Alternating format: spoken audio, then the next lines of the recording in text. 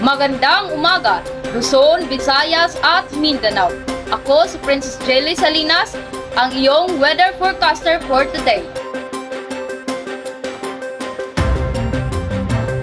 Patuloy pang nagdudulot ang low pressure area sa Luzon, Visayas at Mindanao.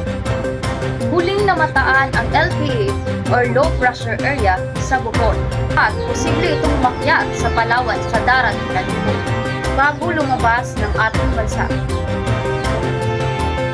Ayon naman sa Pag-asa, mababa pa din ang tsansa ng bagyo ito.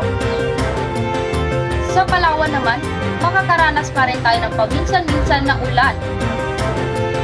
Sa forecast naman ng weather company, hindi na maging kasing lakas ng ulan ang nararanasan kahapon. Kung makikita po natin dito sa satellite, may nabuo pong kaulapan dito sa may bahagi ng Kabisayaan. At makikita po natin dito ang temperatura ng syudad ng Luzon, Visayas at Mindanao.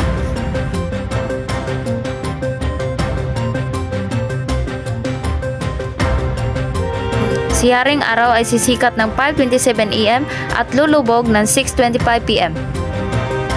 At kumustahin naman natin ang kalagayan ngayon sa Bohol. Nag-uulat, Aureliosa.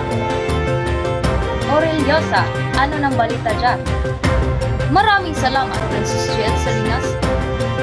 Dito sa Bohol, mararamdaman natin ang malakas na pagbuhos ng ulan. Sa kalagayan ng ating karagatan, wala po tayong gale warning. Aasahan pa rin natin ang mga malakas na ulan dito sa Bohol. Kapamilya, mag-ingat at maghanda para sa kaligtasan ng lahat. At ako po si Miss Aureliosa, maraming salamat. Back to you, Miss Princess Jelly. At iyon ang ulat ng panahon para sa araw na ito. Ako, si Princess Jelly Salinas. Ito ang PGS News para sa bayan.